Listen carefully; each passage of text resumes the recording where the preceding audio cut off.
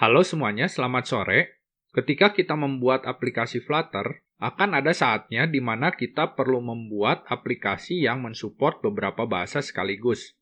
Misalnya ketika kita membuat aplikasi yang kita tujukan tidak hanya untuk orang Indonesia, tapi juga untuk orang di luar negeri.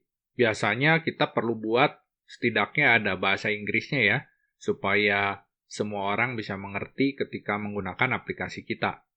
Nah, sekarang gimana sih kita membuat aplikasi yang bisa mensupport banyak bahasa? Kan capek ya kalau kita harus menggunakan if. Jadi kita cek satu-satu kalau misalnya bahasanya ini, teksnya nanti saya nampilin apa. Kalau bahasanya itu, saya tampilkan teks yang lain. Nah, itu kan capek ya. Oleh karena itu, sekarang saya ingin menunjukkan pada kalian bagaimana cara yang mudah untuk membuat aplikasi yang mensupport beberapa bahasa ini. Kita akan menggunakan package Easy Localization. Ini adalah package yang akan mempermudah kita untuk membuat aplikasi multibahasa ini. Nah, sebelumnya, kalian bisa download terlebih dahulu template yang saya berikan. Saya akan berikan di deskripsi dari video ini ya. Nanti kalian akan buka. Nanti kalau kalian buka, isinya seperti ini. Ini ada 4 buah teks. Nah, ini adalah teks yang akan kita ubah-ubah bahasanya. Lalu di sini ada 2 buah tombol, yang satu Indonesia, yang satu tombol Inggris. Tombol ini akan kita gunakan untuk mengubah bahasanya ya, menjadi Indonesia atau menjadi bahasa Inggris. Supaya nggak lama, saya akan berikan contoh 2 aja ya, jadi ada Indonesia, ada Inggris. Oke, sekarang kita langsung aja ke PubSpec YAML-nya. Kita tambahkan package namanya Easy Localization. Saat ini yang paling terbaru adalah versi 3. Kita save. Di main Dart. Nah, ini ada yang perlu kita lakukan untuk persiapannya ya. Di main ya, ini kita ubah menjadi asynchronous. Lalu di sini widget Flutter binding titik ensure initialize. Lalu await Easy Localization titik ensure initialize juga. Setelah itu kita bungkus si MyApp ini dengan widget Easy Localization. Nah, Easy Localization ini dia butuh supported locals. Jadi ini bahasa yang di supportnya apa? Kita ada 2, bahasa Indonesia dan bahasa Inggris. Lalu dia juga butuh path. Path ini adalah path di mana kita menaruh file-file JSON yang isinya itu bahasa-bahasa yang akan kita gunakan. Di sini kita buat dulu ada 2 buah bahasa, lokal, ID, ini bahasa Indonesia ya. Nah, di sini kalian bisa memberikan kode bahasanya aja atau juga kalian tambahkan kode negaranya. Kalau kalian lihat di sini, ini yang wajib itu adalah kode bahasanya. Yang tidak wajib itu adalah kode negaranya. Nah, saya kasih ada 2 ya. Yang pertama bahasa Indonesia tanpa kode negara. Lalu yang kedua itu kodenya bahasa Inggris. Kode negaranya misalnya US. Nah, sekarang di sini kita buat satu buah folder. Assets. Kita buat lagi folder.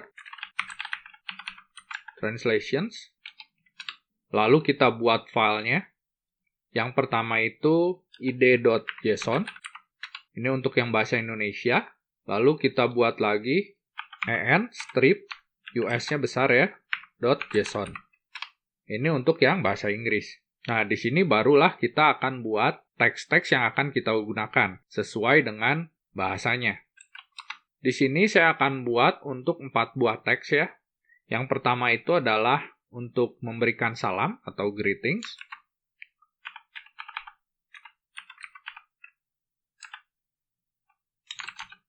Di sini kita cuman tulis hello world aja. Lalu untuk yang kedua, saya ingin memperkenalkan diri. Saya berikan di sini key-nya itu name. Jadi di sini saya akan memperkenalkan nama saya. My name is, ini akan diisi nanti. Jadi kita akan butuh parameter ya. I live in, ini juga sama, parameter lagi. Lalu berikutnya, saya ingin memberitahukan film favorit saya saat ini. Jadi saya berikan key-nya itu film. My favorite film right now is... Nah, ini saya ingin memberikan contoh. Parameternya itu ada yang tanpa nama seperti ini, atau ada juga yang perlu diberi nama. Contohnya di sini. Saya beri nama title.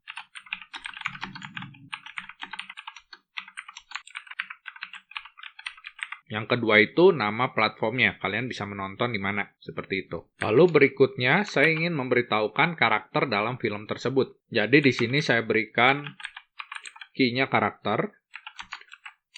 Nah, di sini ceritanya saya ingin memuji entah itu aktrisnya atau aktornya atau kedua-duanya. Jadi di sini kita ada pilihan untuk gender. Jadi ada yang untuk pria, ada yang untuk wanita, atau untuk yang global ya. Jadi bukan pria atau bukan wanita. Ya, nggak tahu saya juga apa ya. Pokoknya ada globalnya aja ya. Jadi di sini saya akan berikan key lagi. Yang pertama itu untuk male. Jadi kalau male, saya akan tulis seperti ini. The main character is a good actor. Ini untuk yang pria ya, aktor. Lalu female. The main character is a good actress. Ini untuk yang wanita. Lalu ini yang lain ya. Terserah ya namanya mau other, mau default atau apapun itu terserah. Ya misalnya di sini saya berikan nama other. Di sini saya akan tulis the actors and the actresses are very good. Seperti ini ya. Shift Alt F, kita save, kita copy. Kita pindahkan ke sini. Di sini kita translasi. Ini menjadi Halo Dunia. Ini kita ganti. Nama saya adalah saya tinggal di film favorit saya saat ini adalah kalian dapat menontonnya di platform apa, seperti itu ya. Di sini pemain utamanya adalah seorang aktor yang baik.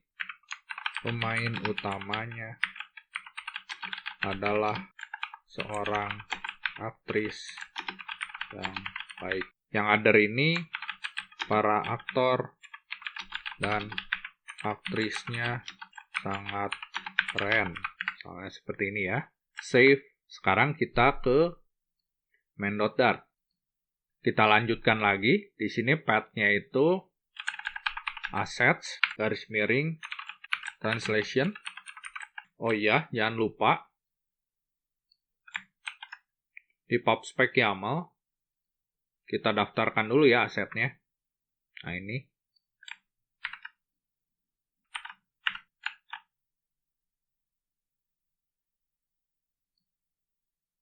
Berikutnya kita bisa tentukan start lokalnya. Ini mau bahasa apa yang kita gunakan pertama kali. Misalnya saya ingin menggunakan bahasa Indonesia. Berarti di sini lokal ID. Save. Lalu di sini di dalam material app kita akan pasang localization delegate-nya. Ini dengan konteks titik localization delegates. Ini karena kita ngambil dari konteks, ini cons-nya kita hapus ya. Main page-nya ini yang kita berikan cons.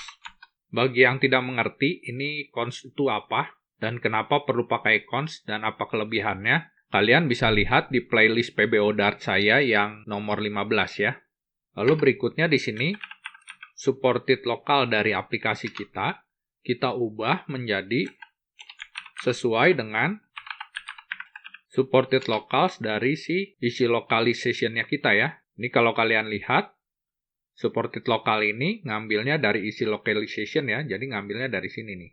Jadi nanti bahasa yang disupport oleh aplikasi kita, oleh material app kita ini akan sesuai dengan yang kita pasang di sini. Lalu lokal kita ganti dengan konteks titik lokal. Seperti ini. Shift Alt F, save. Kita ke bawah. Nah, sekarang di sini enak ya, tinggal kita tulis saja. Yang pertama saya mau memberikan salam. Salam itu kan key-nya greeting ya. Jadi di sini saya tulis greeting sesuai dengan key yang ini ya. Lalu di belakang teks ini titik .tr. Lalu di dalamnya dikosongin aja, karena kita tidak membutuhkan parameter apapun. Jadi kalau cuma teks aja, seperti ini nih, teks aja ya, di translate-nya cuma begini aja. Teks, key-nya, terus titik, tr, translate. Nah, terus berikutnya ini saya ingin memperkenalkan diri saya, yaitu name ya, key-nya. Nah, si name ini punya dua buah argumen ya, atau parameter nih, yaitu namanya sama negara tempat saya tinggal. Jadi di sini, saya titik tr, tapi saya masukin argumen. Yang pertama itu namanya,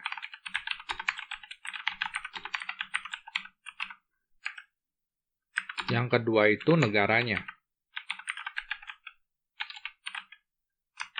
Yang berikutnya itu film ya, key-nya film. Nah, kalau ini kan parameternya itu ada namanya, yaitu title untuk judul filmnya dan platform untuk tempat nontonnya. Jadi di sini, titik tr, name argumen. Nah, dia mintanya tuh map ya, berupa map.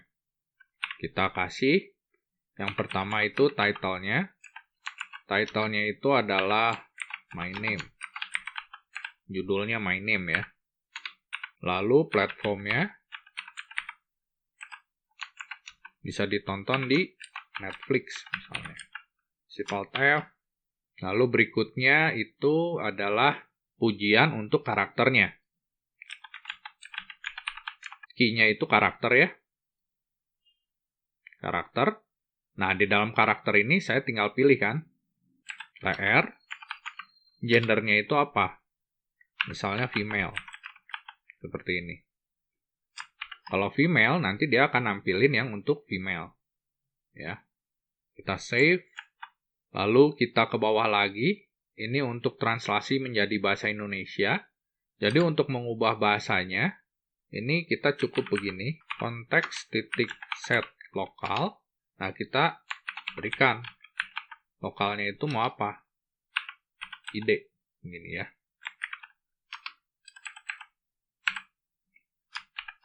Nah, di dalam si isi localization ini, kita juga udah diberikan extension supaya bisa mengubah string dari kode bahasa atau kode bahasa dan kode negara menjadi bentuk lokalnya.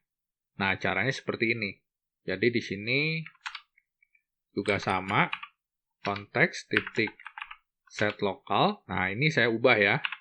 Misalnya en_US. Ini bentuk stringnya seperti ini kan. Ini tinggal titik to local. Jadi bisa seperti ini nulisnya, atau mau nulis seperti ini juga bisa, terserah kalian mau yang mana. Saya hanya kasih tahu alternatifnya. Save. Sekarang kita langsung coba ya. Kita F5 aja.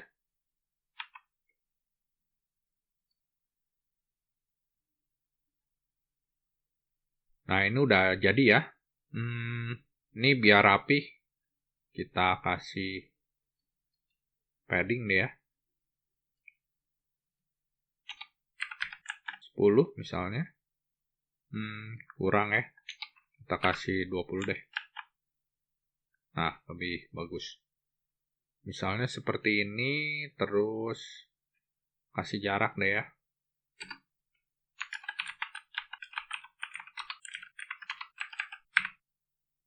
Kita copy, kita paste di sini, Shift Alt F, kita save. Nah, jadi lebih ada jarak ya, jadi lebih bagus. Nah, kalau kalian lihat di sini pertama-tama bahasanya memakai bahasa Indonesia ya.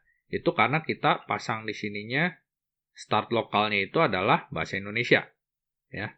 Nah, di sini kalau kalian klik yang Inggris, dia langsung berubah menjadi bahasa Inggris. Lalu kalian klik lagi Indonesia, berubah jadi Indonesia lagi.